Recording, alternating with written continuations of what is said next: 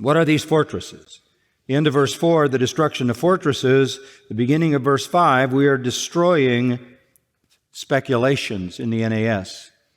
The fortresses are defined in the next verse. Destruction of fortresses, destruction of speculations. The Greek word there is logismos, ideas, ideologies, theories, viewpoints, belief systems, psychologies, philosophies, religions.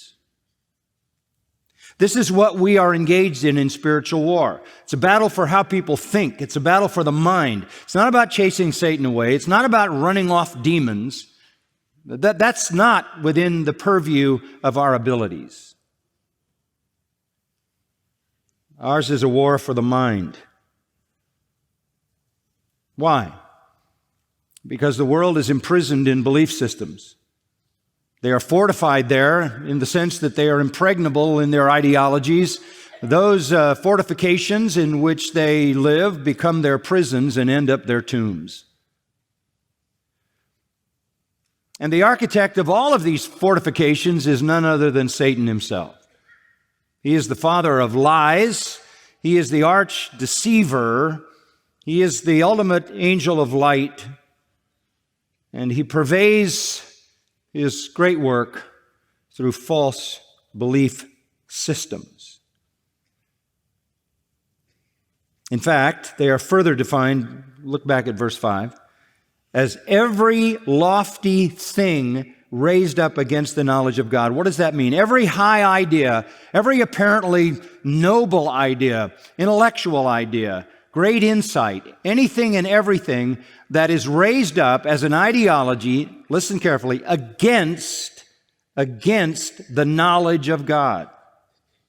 People are fortified in systems that are anti-God.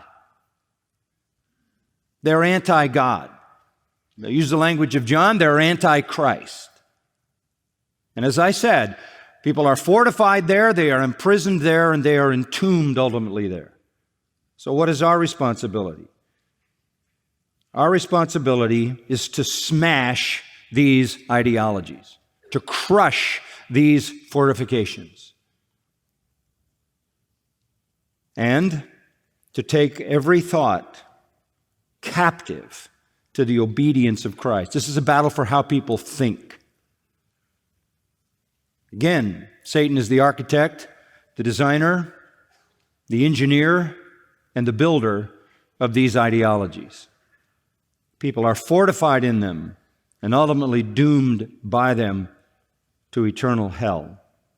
And it all seems so wonderful because it is operated by the ultimate angel of light. In the Old Testament, people were warned about false prophets. In the New Testament, again, we are warned about false prophets. In the Sermon on the Mount, Jesus warns about false prophets. Matthew 7. Paul warns about false prophets repeatedly. Peter essentially writes an entire epistle, 2 Peter, to warn about false prophets. Jude follows up.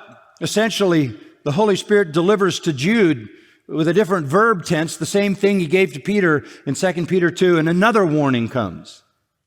And the New Testament ends before the apocalypse, before the great book of Revelation, which looks at the future. The last message of the New Testament, two little postcard epistles, 2 John, 3 John, 5 times in the opening verses of 2 John, 5 times in the opening verses of 3 John. The last word, one written to a man, one written to a woman. The final word before the apocalypse is a warning to continue to be faithful to the truth.